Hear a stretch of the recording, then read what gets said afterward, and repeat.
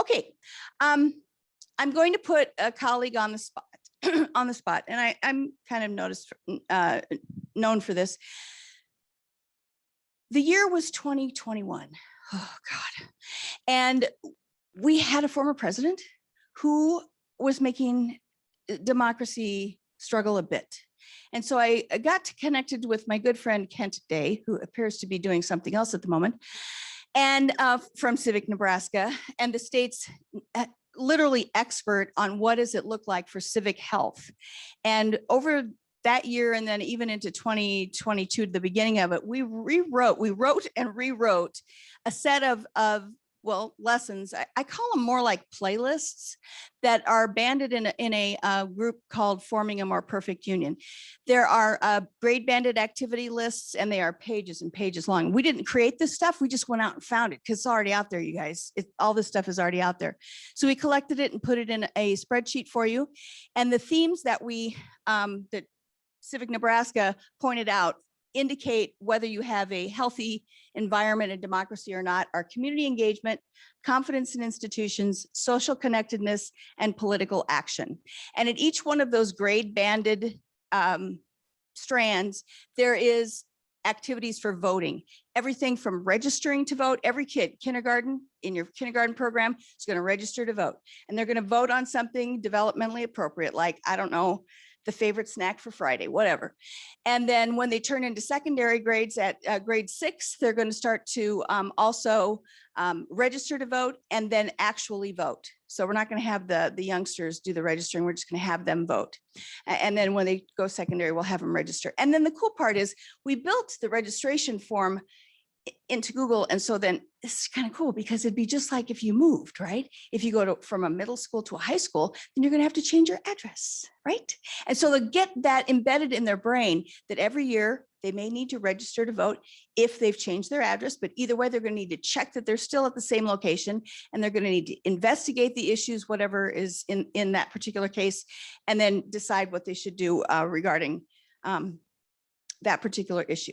Okay, here's just a quick screenshot. If you go to our Beyond School Bells webpage, it's under the banner of citizenship. Thank you, Lauren, for that really cool icon. And let's go take a quick peek. Here's where it gets hard. There we go. So all of these are active links, and they will download literally for you.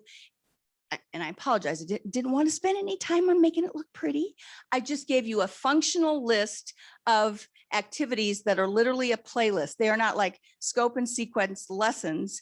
They are a playlist that particularly accentuate a topic, like getting to know your local institutions at the local level, the county level, the state level, and the national level. Okay. Now, here's the exciting part, in my opinion. I mean, if that wasn't exciting enough, come on, voting, right? Right. I knew I was right. The exciting part is that at the end of the day, each of us is going to be giving away, don't lose that ticket. Sorry about that, dear. Is going to be, you're all in the drawing for a packet that deals with, in this particular case, our lessons. So my packet is all about voting. So you might win all the things you need to put together your actual campaign for voting. You might win some really cool cards that talk about different parts of geography and the capitals across the country. And there's also a Constitution Quest game in here. So we have about 10 of these. I have about 10 of these, I think. Look at my assistant. Thank you, Kenzie. So we'll be giving about 10 of these away at the end of the day during the ice cream social part. And my team over here is each going to talk about the things they'll also be giving away related to their activities that they're going to share with you. And I think at this point, I'm going to turn it over to my good friend.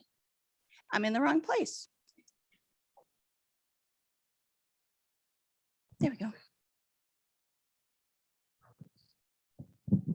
Thank you, Sandy. I hope everyone can hear me all right. I typically don't use the microphone, but they told us people on Zoom could not hear us if we didn't. So as I said, my name is Dakota Staggs. I get to work on our Environment and Conservation Action Program. So Sandy described our curriculum. We also have curriculum within ECAP, but I wanted to kind of give a broader overview. So ECAP is really a way that we have categorized for ourselves what is the work that we're doing for environmental education and that serves conservation across our state. So this kind of was born out of the Lincoln Climate Action Plan. So our headquarters is located in Lincoln. We watched that kind of be put together and be put into place. And we said, what can we do to do our part to kind of contribute to sustainability and to think about how do we treat our natural resources and things like that. That's my background. I don't have a background in education, but I think that's a really cool opportunity to merge the two. And that's where I've really found my passion. So we have 11 themes within that. We have been working towards those over the past year. So our Environment and Conservation Action Program, we put this together, I believe, in kind of the end of 2020. So, you know, as with all things that happened around then, it was a bit of a jumble, maybe you could say. But we have really focused on outdoor ed, environmental design, food and food systems has been a really, really big push over the past year and a half. And we're continuing to kind of go down that path. And then kind of the rest are sprinkled out. Service and civic engagement, that's a big piece that also connects to civics like Sandy was talking about. So this is kind of just our overview. I know you probably can't quite read this graphic next to it, but it highlights some of the things that we've done over the last year. One of those things, there's a couple of people in this room that were part of a National Geographic project that we got to work on. We called it Grow Nebraska. And the idea is to recenter food systems for our students. So we know that Nebraska is an agricultural state. We have agriculture in pretty much every community. It touches pretty much everything that we do. But a lot of times we're disconnected from that food system. So the idea is to give students the tools to do that in an innovative and fun and engaging way. And so that can be from planting just a flower in a paper cup, all the way up to what we have in Lincoln's a freight farm, which is a hydroponic container. It's like you'll see on it's a shipping container you see it on a semi. It's been outfitted with a hydroponic system. And so that's not really accessible to every community across the state, but the technology in it is. So it is a very high-tech unit, but LEDs, it's got PVC pipes in it that take the water to the plants, and then a water pump. That's really all you need to put one of those systems together. So we've built some curriculum and activities around ideas like that. This is kind of just a graphic to show how we see that engaging all students. So I mentioned planting a flower in a cup all the way up to the freight farm. So I've got a picture of a grow tower in the middle there. We really see each of these as something that can engage all students. Maybe that's a kindergartner planting a cup, but maybe it's a high school student helping facilitate that activity. Maybe they can help those students choose, what do they want to grow? What do they want to see sprout from that cup? What do they want to do with it when it does sprout? And then when you get to the freight farm level on the other side of that spectrum, how do we engage those kindergartners? Let's bring them into the farm. Maybe they can plant a seed and then we can put it in a grow plug, put it into the system, and then put it into the grow wall. And that seed will then contribute to hopefully their school lunch, maybe 2 months down the line. And at the same time, you can have a high school student in that farm putting together an experiment. How can they kind of choose their own learning path? That's the idea within ECAP. So we see that at each level. This system, the example I gave was with food systems, but it's also very much tied into outdoor education, just getting outside. I'm sure you all are very familiar with, especially when it's not too cold outside. Probably one of the best things to do to start the program is do a little running around outside. We can also engage that into kind of educational activities and focusing on what is outside that we want to learn about. So that's kind of where I wanted to focus my piece of the curriculum. Our most basic and introductory curriculum unit is the BioBlitz. And I also have some BioBlitz K3 units. So after a couple of times of doing the original BioBlitz, found out some kindergarten and second graders, maybe up to third grade, they're not super interested in all the science behind what's in your water, what's about that, what's in an ecosystem. So some of those are a little bit more oriented to what do you see in your environment? Tell a story about it. And you'll have students kind of recreate their own stories in what is that grasshopper, or what did his day look like? And they'll put their own day into that, and kind of you can piece out what's important to them. What do they see about that insect or that animal? And it's a really good way to engage them. So within a BioBlitz, we have 4 stations, and this is just from kind of my own schooling. I found these areas to be important in biology and in conservation sciences. So we have habitat and plant life. It's easy, just go outside. If there's a field with some grass, you're gonna find some bugs. You'll probably find some weeds, whether or not that's something you wanna see. That is biodiversity. I love it if there's a pollinator garden. Those are, I think, the best places to do a bio blitz. And then next to that, you have soil life. So Nebraska has 137 soil series. So that's 137 different types and different compositions of soil across our state. That's incredibly important to agriculture, to the state as a whole. Teach students about that. We don't know, we think soil it's all dirt. But if you say dirt in a soil sciences university class, it's like it's a bad word. I learned that early on. It's soil. Yeah, it is. And then next to that is aquatic life. Nebraska has the most miles of rivers and streams. We should really be paying attention to our water, as we've definitely learned this year. How can we kind of pay attention to what's in our water? Why do we care about it? How did it get to this point? Where does our water come from? Where's it going? And then the next piece is animal life. That one's always fun. You just go outside and get some binoculars, maybe get some microscopes or magnifying glasses. What kind of animal life can you find? Is it that grasshopper? Is it a squirrel? Students love squirrels. Who doesn't? And really just exploring. So I think that the BioBlitz is kind of that first level of ECAP. It engages kindergartners through high school students. If you do it with high school, those students can really go out and say, what is the biodiversity in our area? What are we looking for? What do we want to see? And then take that to a scientific level. What are we missing? There used to be a lot more birds this year or last year. My pollinator garden didn't do quite as well this year. Why is that? Maybe we're missing some pollinators. How can we serve those species? So it's a really good way to engage K-12. And that's kind of the introductory kind of program to ECAP. There are many others, as you see here. Each of them has a component that can reach down to kindergarten or reach up to high school. Sometimes that's up to you. How do you know your students best? How do you engage them? But we're definitely happy to help with that process too. So that's ECAP. It's a quick overview. There will be hopefully time for questions at the end. If not, feel free to email me or tap my shoulder after the presentation. But I'm going to pass it off now as well.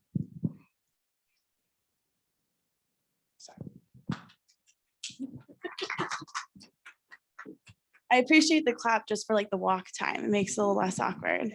Hi, everybody. I'm excited to share my little section of free curriculum from Beyond School Bells. So a little bit about me. I graduated with a biology degree, and up until my sophomore year of college, I really wanted to be a doctor. And everybody that I knew that was good at science wanted to be a doctor. And that was kind of all I really knew about in the health fields. So this curriculum is going to hopefully remedy that just a little bit. The curriculum is focused on health sciences and college and career readiness. So we have 8 different lessons, and several of them will connect to kind of a career connection that has to do with that activity for the day. The lessons can go, I would say, anywhere from upper elementary to high school. The lessons are very standalone. So if you see a lesson, you're like, I think that my elementary school kids would love this, send it over to your elementary school kids. And then there's one of the lessons, something I did in high school, suturing a banana. For whatever reason, that's like the most fun thing ever for high school students to do. So I probably wouldn't have elementary school students do that. So what's really cool about these is all of the supplies are provided in the bins. So if you guys saw us lugging these around earlier, they've been in my car for like 2 weeks, and my goal is to get rid of them today. So my hope is if anybody says, yeah, my students really like health sciences, that's kind of their jam, and you want to take one of these bins with you, let me know. I have 3 here plus 1 set aside for somebody who already said they wanted one. And I have 6 more back at the BSB office, and I can make a bunch more. So my hope now is to kind of pass them around and let you guys see how turnkey this is. My goal is, even if you guys have high school students doing programming in your programs, these high school students could pick up one of these bins, have all of the curriculum, all of the handouts, all of the materials for up to 15 students to do each and every activity. So it's something that if you guys are like, you know what, I'm really freaking tired this week and I need these 10 students to go do something, this might be a really great option for you guys. So let me put this down. Would you guys help me just pass these around real quick?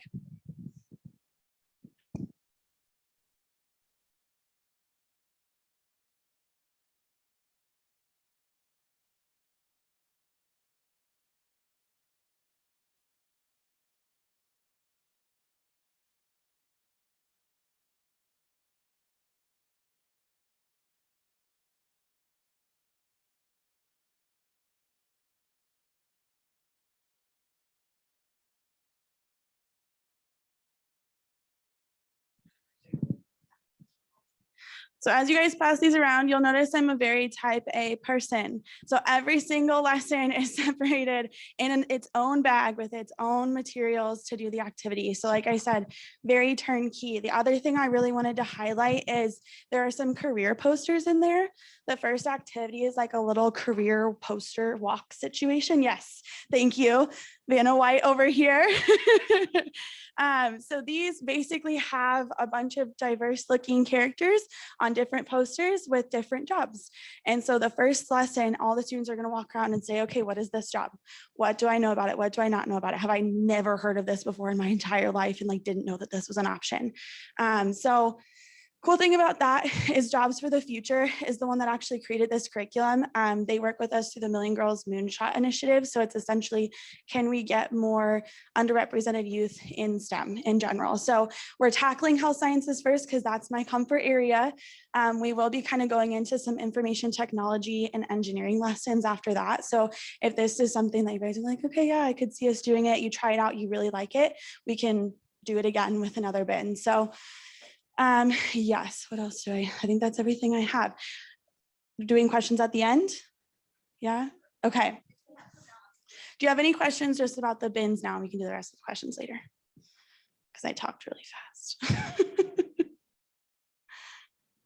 Okay, sweet. You can either take one today because I don't want them in my car anymore, or you can email me. We have our contact information at the end and we will either deliver one or mail it to you or somehow get it to you in some way, shape, or form. Yeah, thanks.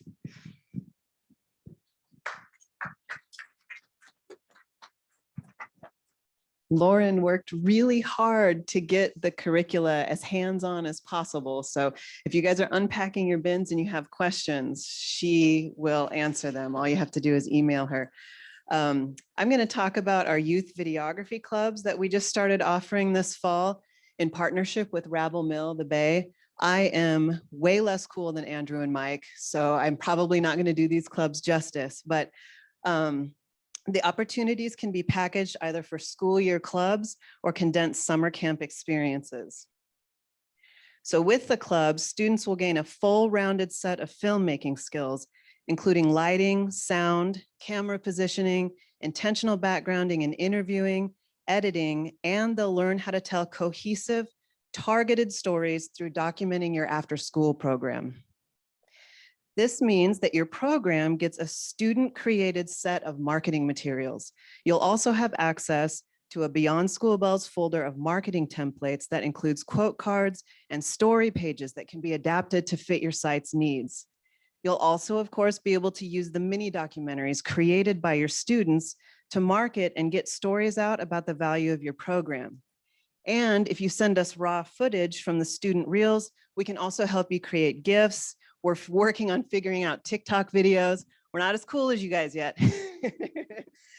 So we can help you create a whole package of marketing materials based off of the footage that your students get in these clubs.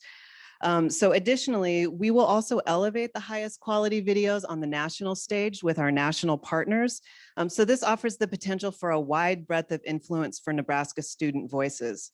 Your site gets to keep the video equipment, which means you can continue the clubs with different cohorts of students from year to year, with the possibility for returning students having the opportunity to mentor those new to the clubs or camps.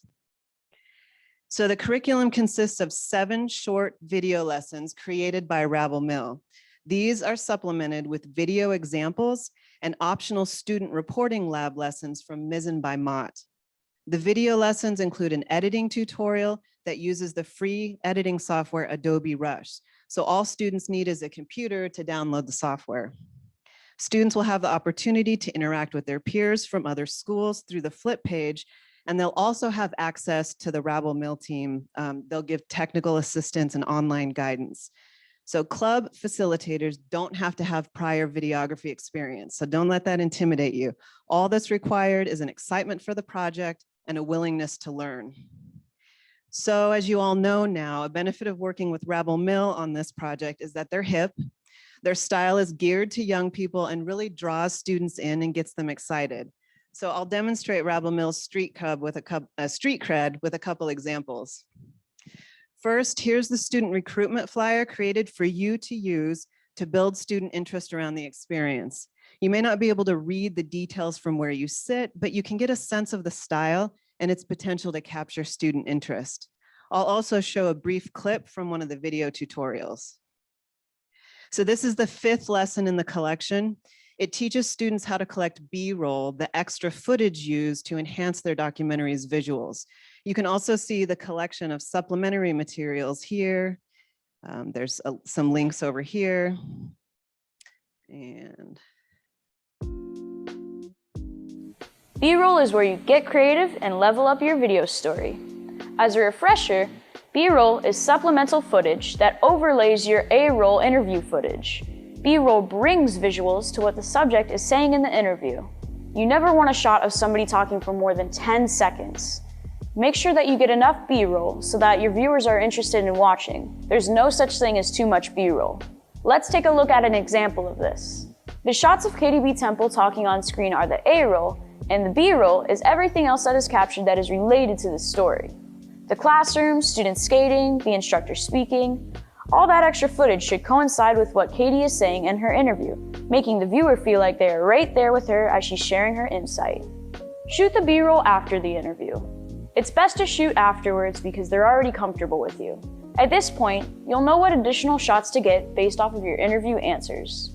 Use the shot list you created before your interview and your notes to capture all the B-roll that you might need. As far as equipment goes, just grab your camcorder, tripod, and shotgun microphone. Make sure the mic is plugged in and attached at the top of the camcorder. It will be used to capture any ambient sounds. Remember to adjust the sensitivity switch on your microphone based on the environment you're filming in. Now let's get into the fun part, where you capture the action of your story. Think of sequences that use multiple shots that are strung together to tell your story.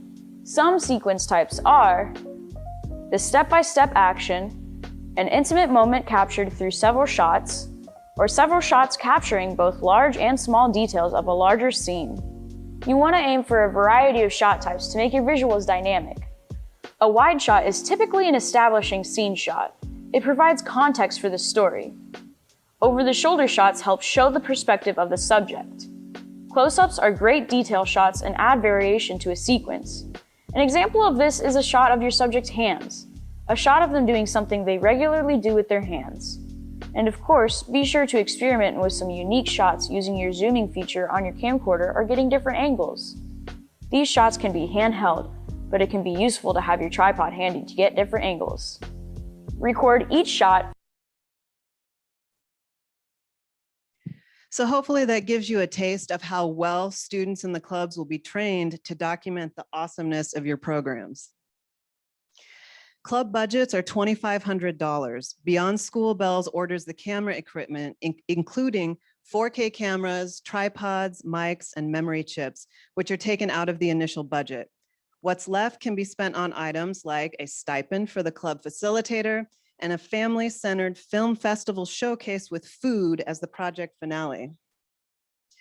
Some additional things to think about are ways that you can unleash your students to capture all of the awesome programming your site offers.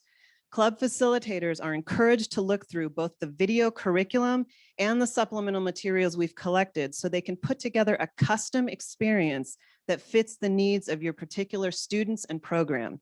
The videos are captioned in Spanish, and we've had a collection of the supplementary materials translated into Spanish. We really strongly encourage including a family event to celebrate the students' work at the end of the experience. A film festival is such a fun way to bring everybody together. If you're interested in bringing the club or camp experience to your program, or if you have any questions, please feel free to reach out to me or Dakota, there he is, our environmental guy. Yeah, he's in on a little bit of everything.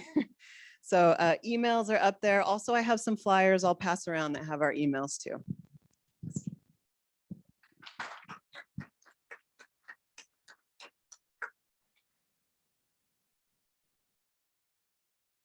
Doing it again. I like myself in silhouette.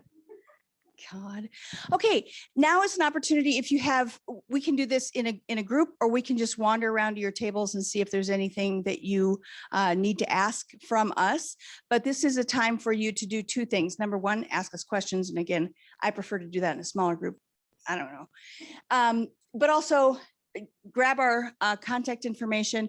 And this QR code, as well as the one on your table, is going to take you to a quick survey. It's not like you're going to get a Twinkie or something for filling it out, but it is the place where we will be able to find out who was in this session, heard what we had to say, and then did need something in follow-up, be it a funding opportunity or the direct PDFs. You don't have time to go searching on web pages. Just tell us what you need. We'll get it to you. We promise. We'll do it quickly. Okay. Okay. So what do you think? Can you use some of this stuff? Yes, good. All right, let's wander around, shall we, ladies and gent, and see what people need. Go ahead. Oh, he's got something to say. God, I can't take it. Sorry, Sandy. I was saying, can I get like a hand up if you or your program have done any one of what we talked about? The STEM family engagement, any ECAP things, any student videography? So I think there's one over here that's not raising their hands. All right. Most of your tables, I think, have someone who have done one of these things. So I encourage you to ask people, what have you done? How did it go? What do you want to do more of? And then kind of formulate your questions. We'll come around to do our best to answer. And folks who are virtually with us, if you would please use our email there and also that QR code and reach out to us and let us know what more you need from us. But as far